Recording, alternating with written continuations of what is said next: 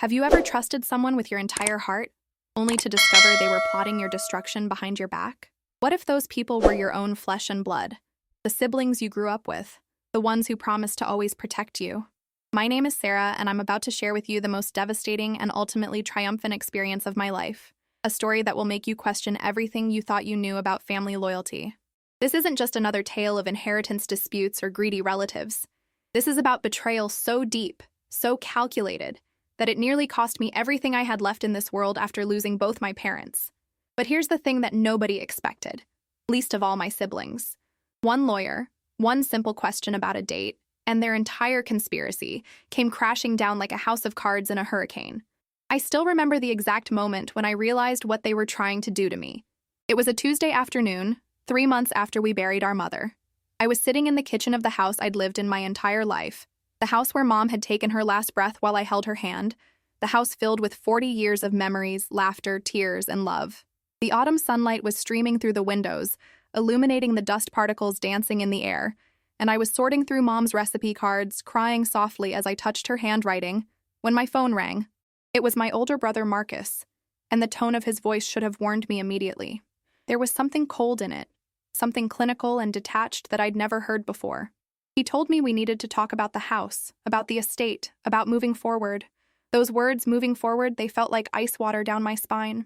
I asked him what he meant, my hands trembling as I clutched one of Mom's recipe cards for her famous apple pie, the one she'd made every Thanksgiving for as long as I could remember.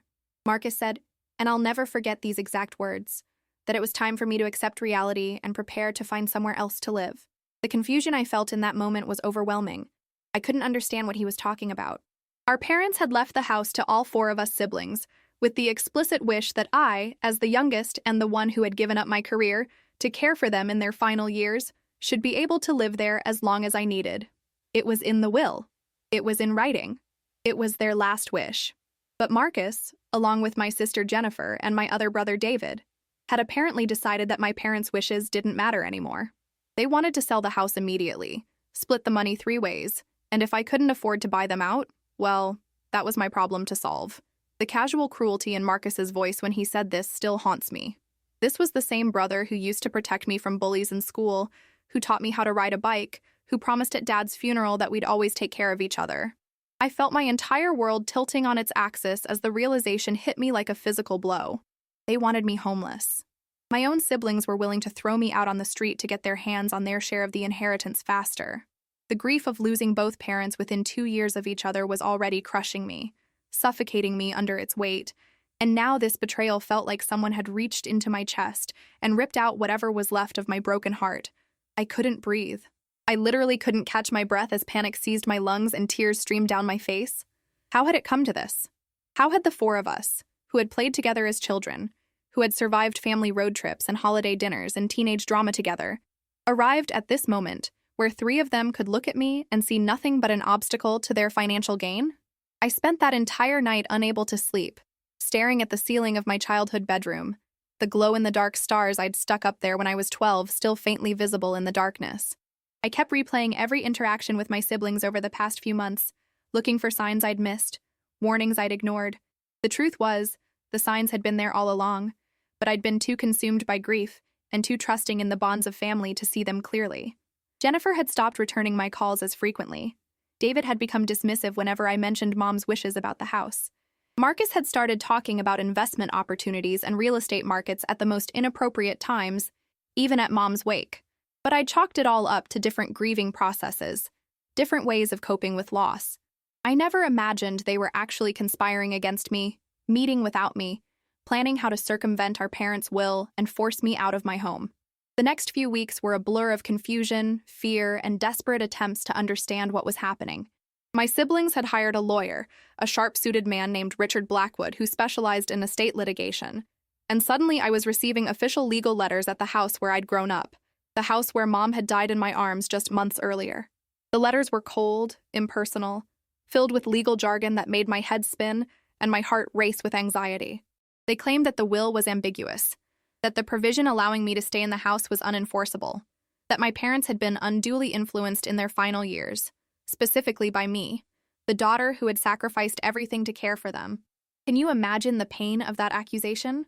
I had given up my job as a graphic designer, a career I loved, to move back home and care for Dad when his Alzheimer's became too severe for Mom to handle alone. I had bathed him, fed him, changed him, held him when he didn't remember who I was anymore. I had comforted Mom through her own grief at watching the man she'd loved for 50 years slowly disappear. I had been there for every doctor's appointment, every medication adjustment, every crisis in the middle of the night. And after Dad passed, I stayed to help Mom through her own declining health, the cancer that ravaged her body, the treatments that left her weak and nauseous, the final days when all we could do was make her comfortable and tell her we loved her. My siblings had visited occasionally, sure, but they had their own lives, their careers, their families in other cities. I was the one who was there, day after day, night after night, sacrificing my own future to honor my parents in their most vulnerable time. And now I was being accused of manipulating them. The injustice of it burned in my chest like acid, eating away at me from the inside.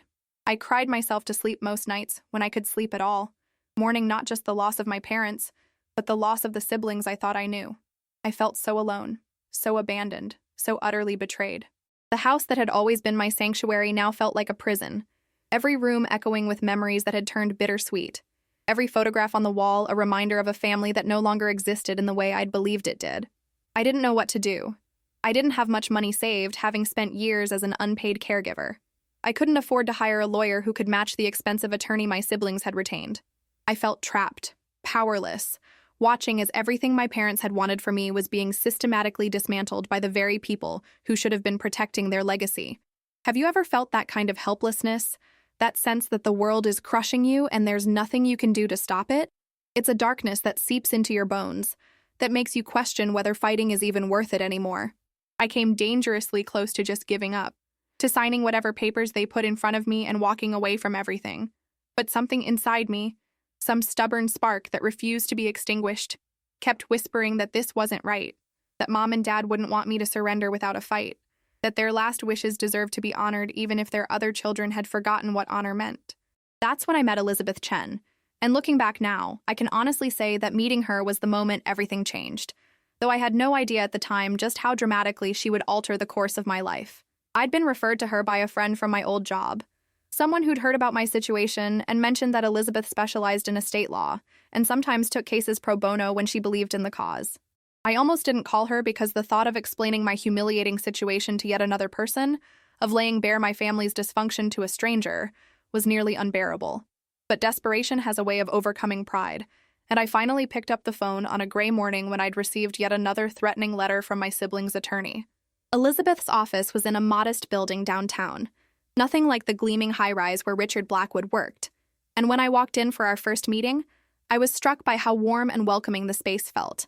There were plants on every available surface, family photos on her desk, and a comfortable couch where she invited me to sit instead of making me face her across an imposing desk.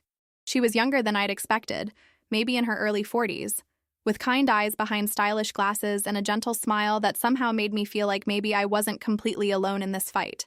I sat down and immediately started crying, apologizing through my tears for being such a mess, for taking up her time, for probably not even being able to afford her services.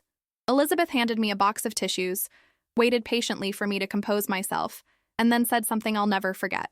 She told me that she'd lost her own mother 2 years earlier, and that her siblings had also fought over the estate, though in her case, they'd ultimately managed to resolve things amicably.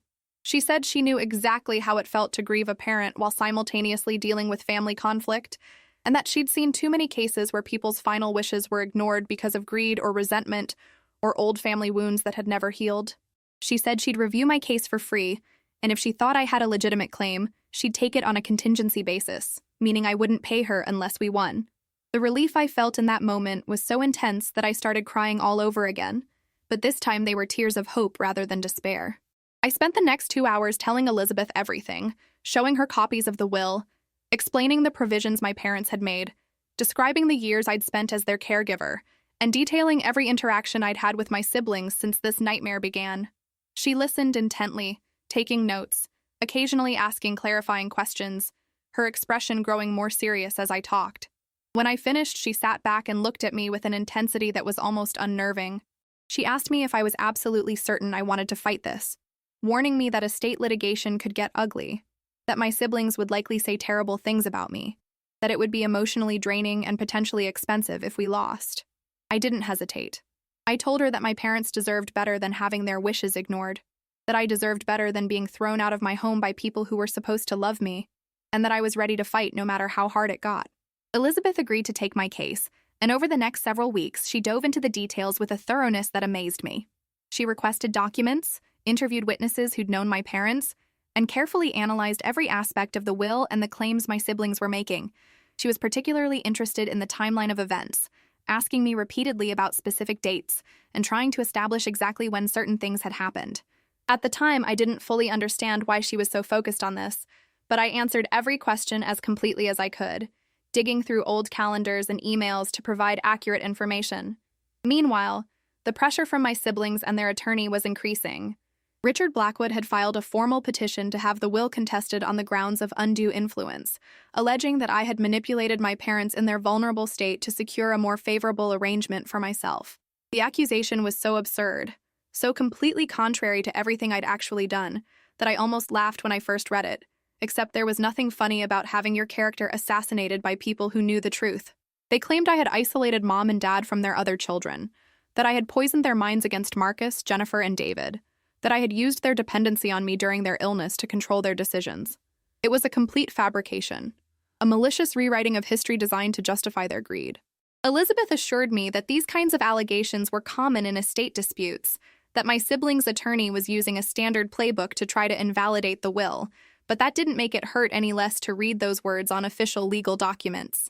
The depositions were scheduled to begin, and I was terrified. I'd never been involved in any kind of legal proceeding before, and the thought of sitting in a room with my siblings while a lawyer interrogated me about the most painful period of my life was almost more than I could bear. Elizabeth prepared me extensively, conducting practice sessions where she played the role of Richard Blackwood and asked me difficult questions, teaching me to stay calm, to answer only what was asked, to not let emotions override clear communication.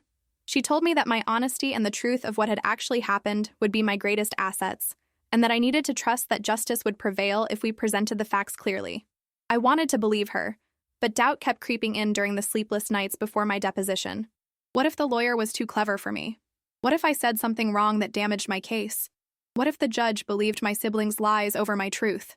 The day of the depositions arrived, and I walked into that conference room feeling like I was heading to my own execution. My siblings were already there, sitting on one side of the long table with Richard Blackwood, and the sight of them made my stomach twist into knots. Marcus wouldn't meet my eyes. Jennifer stared at me with an expression of cold hostility that I'd never seen on her face before. David looked uncomfortable, shifting in his seat, and I wondered for a moment if he was having second thoughts about what they were doing, but he still didn't speak up or defend me. Elizabeth sat beside me, her presence a calm anchor in the storm of my anxiety, and squeezed my hand briefly under the table in silent support. Richard Blackwood began his questioning, and it was every bit as brutal as I'd feared. He asked about every conversation I'd had with my parents regarding their estate, every time I'd been present when they discussed their will, every decision they'd made about their care in their final years. He tried to twist my words to make my acts of love and care seem calculating and manipulative. He suggested that I'd kept my siblings away deliberately, that I'd influenced medical decisions to keep our parents dependent on me longer, that I'd used their fear of being placed in a nursing home as leverage to secure my position. Each question felt like a slap, each implication like a knife between my ribs, but I forced myself to stay composed, to answer truthfully and completely, to not let him see how much his words were hurting me. I explained that my siblings had chosen to live in other states for their careers, that they'd been welcome to visit any time and had in fact visited regularly, that every major medical decision had been discussed with all of them, that our parents had made their own choices about their care and their estate with full mental capacity and the advice of their own attorney. I could see Richard Blackwood becoming frustrated as I refused to be rattled, as my answers remained consistent and calm despite his increasingly aggressive questioning. Then he moved on to deposing my siblings, and I had to sit there and listen as they lied. Marcus claimed that I'd told him he wasn't welcome to visit, which was completely false. Jennifer testified that Mom had expressed concerns to her about feeling pressured by me, which never happened. David said that Dad had been confused and easily influenced in his final months, despite the fact that Dad's Alzheimer's had affected his memory, but not his judgment when it came to his family and his wishes. I wanted to scream, to jump across the table and shake them until they remembered who we used to be, until they remembered the parents who'd raised them to be better than this. But Elizabeth's hand on my arm kept me grounded, kept me silent, and I watched as my siblings perjured themselves, apparently without any qualms or conscience. Have you ever watched people you love transform into strangers right before your eyes? It's a special kind of grief, mourning people who are still alive but have become unrecognizable. The depositions concluded without any dramatic revelations, and I left feeling defeated and exhausted. The legal process ground forward slowly over the following weeks, with Elizabeth filing responses to every motion Richard Blackwood submitted, building our case piece by piece. She kept telling me she was working on something, that she'd found some inconsistencies in my sibling's story that she was investigating, but she was vague about the details, asking me to be patient and trust her. I tried, but patience was hard to come by when I was living in limbo, not knowing whether I'd have a home in a few months, watching my meager savings dwindle as small expenses added up, feeling the weight of stress pressing down on me every single day. I stopped sleeping well. I stopped eating regularly. I existed in a state of constant anxiety, jumping every time my phone rang, dreading every piece of mail that arrived. My few remaining friends tried to support me, but I felt like I was dragging them down with my constant talk of lawyers and depositions and betrayal, so I started withdrawing, spending more and more time alone in the house that might soon be taken from me. The irony wasn't lost on me that my siblings were accusing me of isolating our parents when they were the ones who'd isolated me from everyone who cared about me. Then, about 6 weeks after the depositions, Elizabeth called me with a tone of barely contained excitement in her voice. She asked me to come to her office immediately, saying she'd discovered something important and wanted to show me in person. I drove there with my heart pounding, hoping desperately that this was the breakthrough we needed, but terrified to let myself believe in good news after so much disappointment. When I arrived, Elizabeth's entire demeanor had changed. She was energized, almost electric with confidence, and she had documents spread across her desk, highlighted and annotated with sticky notes in multiple colors. She told me to sit down, and then she asked me a question that seemed completely random and irrelevant. She asked me if I remembered the exact date when my mother had signed the codicil to her will, the amendment that specifically stated I should be allowed to live in the house. I thought back, trying to recall, and finally remembered it was March 15th of the previous year, about 8 months before Mom passed away. Elizabeth smiled and nodded, then asked me another question. She asked if I remembered where Marcus had been that day. I stared at her, confused, not understanding why this mattered. I thought hard, going through my memories of that period, and suddenly it came to me. Marcus had been on vacation, a cruise in the Caribbean with his family. I remembered because he'd sent photos to the family group chat, pictures of him and his wife on a beach, drinks with little umbrellas, sunsets over the ocean. I'd been a little jealous, stuck at home dealing with Mom's latest round of chemotherapy appointments while he was soaking up the sun, but I hadn't begrudged him the break. Everyone needed to get away sometimes. Elizabeth's smile widened into something that could only be described as triumphant, and she slid a document across the desk to me. It was a sworn affidavit from Marcus, part of the evidence his lawyer had submitted to support their case, and in it, Marcus claimed that he'd been present at the house on March 15th when Mom signed the codicil. He stated that I'd deliberately excluded him from the room, that he'd overheard me pressuring Mom to include the provision about me living in the house, that he'd witnessed Mom looking upset and confused afterward. His entire testimony about undue influence hinged on his supposed presence that day, his supposed observation of my supposed manipulation. But he couldn't have been there because he was on a cruise ship in the Caribbean. The dates were irrefutable. His own vacation photos, which he'd shared publicly on social media, were time-stamped and geotagged. The cruise ship's records could be subpoenaed to prove he'd been aboard. He had lied under oath about being present during a critical moment, and that single lie, that one fabricated date, had the potential to destroy not just his credibility but the entire case my siblings were building against me. I felt like I couldn't breathe as the implications sank in. Elizabeth explained that she'd been meticulously checking every detail of my siblings' testimony against the documentary evidence we had, and this discrepancy had jumped out at her. She'd then done deeper research, finding Marcus's social media posts from that time period, confirming the cruise dates with the travel company, building an ironclad proof that he'd committed perjury. And it got even better, or worse, depending on your perspective. Once Elizabeth knew Marcus had lied about March 15th, she went back and checked the other dates he'd claimed to have been present for significant conversations or events, and found more inconsistencies. He'd claimed to have been at the house for a family meeting about Dad's care on a date when his credit card records showed he'd been in another state for a business conference. He'd said he'd visited Mom weekly during her final months when his own calendar and travel records proved he'd only visited twice. The pattern of deception was clear and damning. Jennifer's and David's testimonies also contained inconsistencies, though not as blatant as Marcus's. They'd clearly coordinated their story, but they hadn't coordinated it well enough, and small details didn't match up. Elizabeth had caught them in contradictions, in claims that didn't align with medical records or other documented evidence. The case my siblings had built was falling apart, and all because of Elizabeth's relentless attention to detail and one simple question about a date. I started laughing, and then I started crying. And then I was doing both at once, overwhelmed by relief and vindication, and the sheer absurdity that my siblings had destroyed their own case through their arrogance and carelessness. They'd been so confident that they could simply rewrite history, so sure that I wouldn't have the resources or the capability to fight back, that they'd gotten sloppy with their lies. Elizabeth explained our next steps. She would be filing a motion to dismiss the case based on the evidence of perjury, and she'd be requesting sanctions against Richard Blackwood for submitting affidavits he should have verified more carefully. More importantly, we could now go on the offensive, potentially filing our own lawsuit for fraud and intentional infliction of emotional distress. The tables had turned completely, and my siblings, who had started this fight so confidently, were about to discover that their attempt to destroy me had instead destroyed their own credibility and possibly their legal standing. I should have felt victorious, but mostly I just felt sad. Sad that it had come to this. Sad that my siblings had been willing to lie under oath to steal from me. Sad that our parents' memory was being tarnished by this ugly battle. But beneath the sadness was a core of steel that had been forged through this ordeal, a determination that I would see this through to the end and ensure that justice was served, not just for me but for my parents whose wishes were being dishonored. The hearing where Elizabeth presented the evidence of Marcus's perjury was scheduled for the following month, and word must have gotten back to my siblings about what we'd discovered because suddenly Richard Blackwood was calling Elizabeth with settlement offers. They started high, offering to split the house proceeds evenly 4 ways if I dropped any claims against them. Elizabeth, on my instructions, declined. They came back with a better offer, suggesting I could stay in the house for 2 years before we sold it. Elizabeth declined again.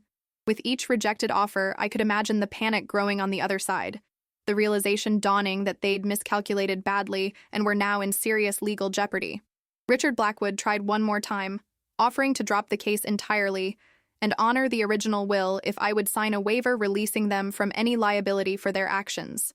This time I was tempted. Part of me just wanted it to be over, wanted to never have to see my siblings or think about this nightmare again. But Elizabeth advised against it, pointing out that letting them walk away without consequences would send the message that lying under oath was acceptable as long as you got caught and apologized. She said we had a strong case for damages, that my siblings should be held accountable for the emotional distress they'd caused me, for the legal fees I'd incurred even though she was working on contingency, for the months of anguish and uncertainty they'd put me through. She was right, of course, but more than the money, what I wanted was acknowledgement, some sign that my siblings understood the magnitude of what they'd done to me and felt remorse for it. The day of the hearing arrived, and I dressed carefully, wanting to look composed and dignified, wanting the judge to see me as the responsible adult who'd cared for her parents, rather than the desperate victim my siblings had tried to portray. The courtroom was smaller than I'd expected, less dramatic than what you see on television, but the weight of what was about to happen was no less significant. Elizabeth was calm and prepared, her briefcase full of documented evidence, her arguments rehearsed and refined. Richard Blackwood looked tense, his usual confident swagger notably absent, and when my siblings walked in with him, I saw the fear in their eyes. Marcus still wouldn't look at me directly. Jennifer's hostility had been replaced by something that looked like worry. David actually looked sick, his face pale and drawn. Elizabeth presented her case methodically and devastatingly. She walked the judge through Marcus's sworn statement about being present on March 15th, then presented the cruise ship records, the social media posts with their timestamps and geotags, the credit card transactions from the ship, creating an unassailable timeline that proved he'd lied. She then highlighted the other inconsistencies in his testimony, demonstrating a pattern of deception. She presented similar evidence casting doubt on Jennifer's and David's claims, showing how their testimonies contradicted documented facts and each other. The judge's expression grew increasingly stern as Elizabeth spoke, and when Richard Blackwood stood to respond, he had almost nothing to say in his client's defense. He tried to argue that the inconsistencies were innocent mistakes, errors of memory rather than intentional deception, but the evidence was too clear, the contradictions too specific. The judge interrupted him mid-sentence and asked Marcus directly if he'd been on a cruise on March 15th of the previous year. Marcus hesitated, looked at his lawyer, then admitted that yes, he had been. The judge then asked him why he'd sworn under oath that he'd been at the house that day. Marcus stammered something about being confused about dates, about it being a different day he was remembering, but it was obvious to everyone in the room that he was lying, that he'd knowingly and deliberately provided false testimony. The judge was not amused. She stated, in terms that left no room for ambiguity, that perjury was a serious offense that undermined the entire legal system, and that she was considering referring the matter to the district attorney for criminal prosecution. She dismissed my siblings' case entirely, ordered them to pay my legal fees, and issued a ruling that the original will should be executed exactly as written, with me having the right to live in the house as my parents had intended. She also issued a stern warning to Richard Blackwood about his responsibility to verify the accuracy of affidavits before submitting them to the court. The hearing was over in less than an hour, and when I walked out of that courtroom, I felt like I could finally breathe again for the first time in months. The aftermath was both better and worse than I'd expected. The house was mine, or at least my right to live in it was secured, and the threat of being made homeless had been lifted. My siblings were ordered to pay substantial legal fees, which Elizabeth assured me would be collected one way or another. But the emotional fallout was profound and lasting. Marcus, Jennifer, and David left the courthouse without speaking to me, their faces masks of shame and anger and something I couldn't quite identify. In the weeks that followed, I received a single email from David, a brief message saying he was sorry for how things had gone and that he'd gone along with Marcus and Jennifer when he should have stood up for what was right. It was too little, too late. But I appreciated it nonetheless, because at least it was an acknowledgement that they'd been wrong. From Marcus and Jennifer, there was only silence, a silence that stretched into months and then years. I learned through mutual acquaintances that they'd fought among themselves after the case fell apart, blaming each other for the failed scheme, for the legal fees they now owed, for the damage to their reputations. Apparently, the district attorney had decided not to pursue criminal charges, viewing it as a civil matter, but the threat had been enough to put the fear of consequences into them. I thought about reaching out, about trying to bridge the gap that had opened between us, but every time I considered it, I remembered the coldness in their eyes when they'd been willing to make me homeless, the lies they'd told about me under oath, the way they'd dishonored our parents' memory in their pursuit of money. Some wounds are too deep to heal, some betrayals too profound to forgive, and I came to accept that the siblings I'd grown up with were gone, replaced by strangers who happened to share my DNA. It was another kind of grief to add to the grief of losing my parents, and I mourned them both separately and together, the family I'd thought I had, and the family that had turned out to be an illusion. But amid the sadness and loss, there was also growth and strength. I discovered I was capable of fighting for myself in ways I'd never imagined. I'd learned that justice, while sometimes slow, could prevail when you had the truth on your side, and someone like Elizabeth Chen in your corner.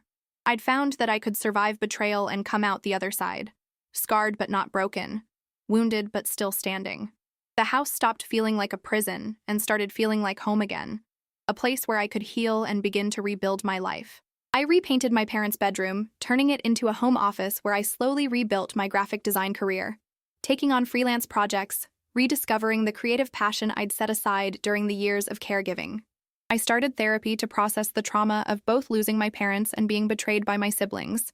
And through that work, I began to understand that my worth wasn't determined by whether my siblings valued me, that I had nothing to be ashamed of, that I'd done the right thing both in caring for my parents and in fighting for their wishes to be honored. Elizabeth became more than just my lawyer. She became a friend, someone who'd seen me at my worst and helped me fight my way back to stability. We'd have lunch occasionally, talking about life and family and the strange ways fate intervenes in our stories. She told me that my case had reminded her why she'd gone into law in the first place, to help people who were being treated unjustly, and to ensure that the powerful couldn't simply steamroll over the vulnerable. She said that seeing me stand up for myself and ultimately prevail had renewed her faith in the legal system and in the possibility of good outcomes even in the darkest situations. I told her that I could never adequately thank her, that the question she'd asked about Marcus's whereabouts on that crucial date had quite literally saved my life. Not just my house, but my sense of self-worth and justice in the world. She smiled and said that's what lawyers were supposed to do, ask the right questions at the right time, and that she'd simply been doing her job.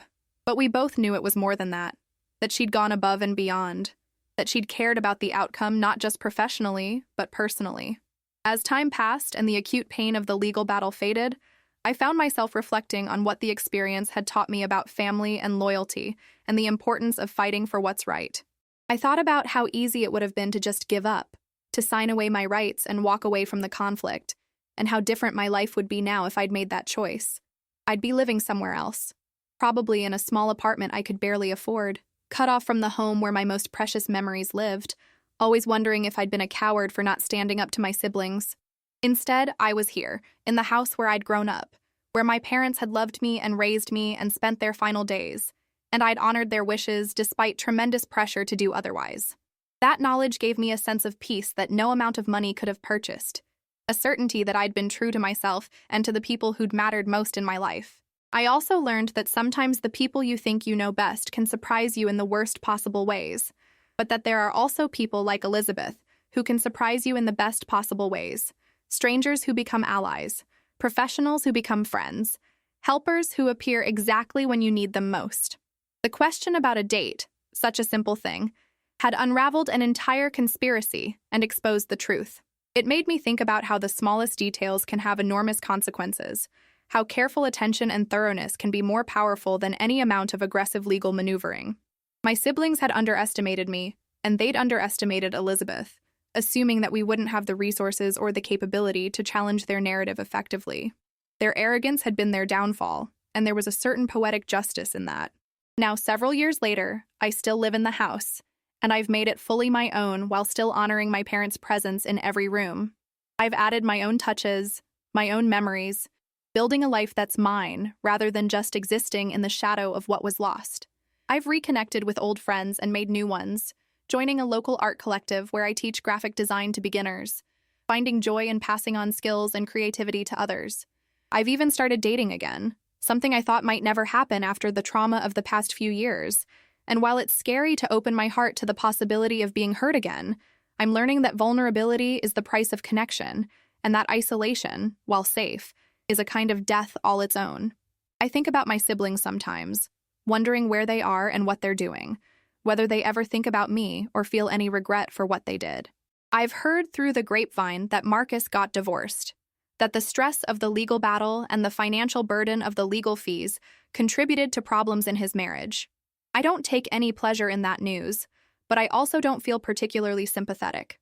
Actions have consequences, and he'd chosen his actions knowing they would hurt me. Jennifer apparently moved to another state for a job, starting over somewhere without the baggage of what had happened here. David sends me a card every Christmas, signed by him and his wife and kids, and while we don't talk or see each other, I appreciate the gesture, the small acknowledgement that we're still connected, however tenuously. I don't know if we'll ever truly reconcile, if the damage that was done can ever be repaired, but I've made peace with the uncertainty, accepting that some questions don't have answers, and some relationships can't be saved no matter how much you might wish otherwise. What I do know is that I'm grateful for the experience, as painful as it was, because it taught me things about myself I needed to learn. I learned that I'm stronger than I thought, that I can stand up for myself even when I'm terrified, that I won't be bullied or manipulated into giving up what's rightfully mine. I learned that the law, despite its flaws and frustrations, can work to protect people who tell the truth and fight for justice.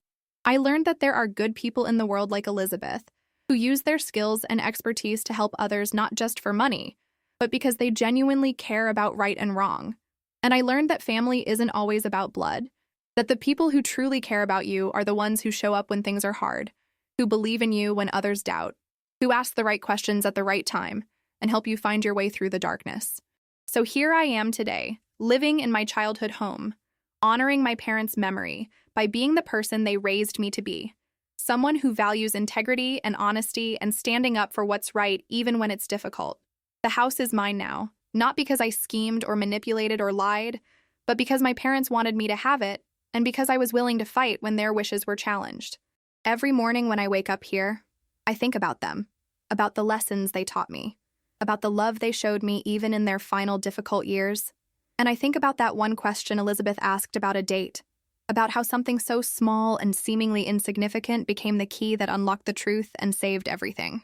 Life is strange that way, full of moments that seem unremarkable at the time but turn out to be pivotal, turning points that redirect the entire course of your story. Have you ever experienced something similar? A moment when everything hung in the balance and a single detail made all the difference. I'd love to hear your stories in the comments below because I've learned that we're all fighting battles others know nothing about, and sharing our experiences can help us feel less alone in those struggles. If this story has touched your heart, if you've felt that mix of betrayal and determination and ultimate triumph, please leave a like to let me know this resonated with you. It really means a lot when you engage with these stories because it reminds me that vulnerability and honesty connect us all, that sharing our truths can help others who are going through similar situations. And if you want to hear more stories like this, real experiences from real people about the challenges we face and the victories we achieve, please subscribe to my Truth Revealed Tales and hit that notification bell so you never miss a new story. This channel is dedicated to sharing authentic experiences about family, justice, betrayal, resilience, and everything else that makes us human. We're building a community here of people who believe in supporting each other, in learning from each other's experiences, and in celebrating when good prevails over injustice. Understanding the content, really taking in the lessons and the details, can help you if you ever find yourself in a similar situation, facing people who want to take advantage of you or pressure you into giving up your rights. Remember that the truth matters, that documentation matters, that asking the right questions and paying attention to details can be the difference between winning and losing when everything is on the line. Thank you so much for listening to my story, for taking the time to hear about one of the most difficult periods of my life, and how I managed to emerge from it not just intact, but stronger. Your support means everything, and I hope that in some small way, my experience can help you in yours. Never forget that you're stronger than you think, that justice is worth fighting for, and that sometimes, when everything seems darkest, the right person will ask the right question at exactly the right time, and everything will change. Stay strong, stay true to yourself, and remember that your story matters just as much as mine does.